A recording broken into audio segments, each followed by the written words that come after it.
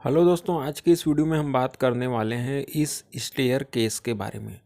तो अगर आप अपने मकान में सीढ़ी बनवा रहे हैं तो आपको कहाँ पे गलती नहीं करनी है, कौन सी बातें जो आपको ध्यान में रखनी है। और अगर आप इस वीडियो को देख लेते हैं तो आपको ये पता चल जाएगा कि आप अपने घर में एक परफेक्ट स्टेयर केस कैसे बनवा सकते हैं और आपको क्या सावधानी रखनी है। तो जैसा कि सबसे पहले तो आप देख रहे हैं कि ये एक स्टेयर केस है जो कि कमर्शियल यूज़ के पर्पज़ से बनाया गया है। और यहाँ पे आप इसकी चौड़ाई देख सकते हैं कि करीबन 5 फीट इसकी चौड़ाई है। और इसमें जो लैंडर है इसकी जो लंबाई और चौड़ाई है वो 10 फीट की है और चौड़ाई इसकी 5 फीट की, यानी कि लंबाई इसकी 10 है और चौड़ाई इसकी 5 फीट की है। तो ये तो बात हो गई कमर्शियल यूज़ के पर्पज़ से जहाँ पे इतनी बड़ी स्टेयर केस को बनाया जाता है। लेकिन अगर आप घर में स्टेयर केस बनवाते हैं तो वहाँ पे आपको कौन सी बातें ध्यान में रखनी है।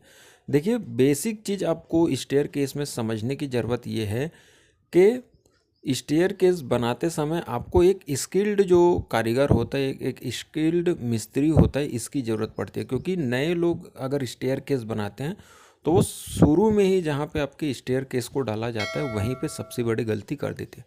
देखिए, इसमें गलती सबसे बड़ी जो मेनली गलती होती है वो क्या होती है, जैसा कि आप यहाँ पे देख रहे हैं कि जिस पे हम पैर रखते हैं ये होता है इसका स्टेप जहाँ पे हम पैर जमाते हैं। और दूसरा इसका जो मेन पार्ट होता है वो है राइज़र का, यानी कि ये वाला जो भाग है इसे बोला जाता है राइज़र। इन दोनों को मिला करके एक टप्पा बनता है।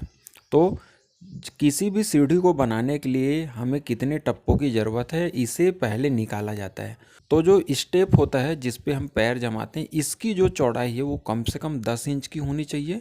और जो राइज़र होता है, जो ये नीचे वाला भाग है जिसे हम राइज़र बोलते हैं, इसकी जो हाइट है वो 6 इंच से ज़्यादा नहीं होनी चाहिए। अगर आप घर के लिए बना रहे हैं तो इसे ज़्यादा से ज़्यादा आप 7 इंच दे सकते हैं। लेकिन जो स्टेप होता है जिस पे आप पैर रखते हैं उसकी जो चौड़ाई है वो आपको 10 इंच ही रखनी है। अगर आप इससे कम रखते हैं तो होता क्या है कि आपको फिर चढ़ने उतरने में बाद में समस्या होने लगती है। अब इसमें एक दूसरी बात जो आपको ध्यान में रखनी है, अगर आपके छत की जो हाइट है वो 10 फीट है या फिर 11 फीट है तो आपको क्या करनी है कि आपके मकान के ऊपर जो सीढ़ी जाती है उसे आपको 2 ही बार में लेकर के जाना चाहिए।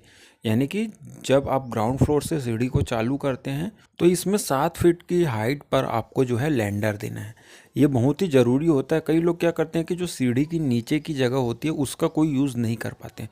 तो अगर आप सीढ़ी बनवाते हैं और आप इसमें जो लैंडर की हाइट है उसे 7 फीट पर देते हैं तो इससे होता है क्या कि जो सीढ़ी के नीचे वाली जो जगह होती है उसका उपयोग आप लेड बाथ बनाने के लिए कर सकते हैं। क्योंकि अगर आप इससे कम पर लैंडर की हाइट देते हैं तो इससे होगा ये कि जो सीढ़ी के नीचे की जो जगह होती है आप उसका यूज़ नहीं कर सकते। तो दूसरी बात आपको ये ध्यान रखनी है।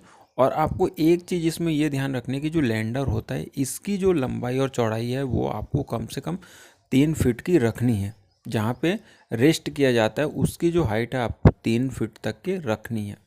और जब 7 फीट की हाइट पर आप ब्लेंडर को दे देते हैं उसके बाद में इस सीढ़ी को डाइवर्ट करके आप अपने स्लैब तक लेकर जाएं, जिससे कि आप सीढ़ी भी एक परफेक्ट बना पाएंगे अपने मकान में और कोई भी जगह जो है सीढ़ी बनाने में आपकी वेस्ट नहीं होगी। तो उम्मीद करते हैं वीडियो आपको पसंद आया होगा। चैनल पर नया तो चैनल को सब्सक्राइब करें, वीडियो को लाइक और शेयर करें। आज के लिए बस इतना ही, धन्यवाद।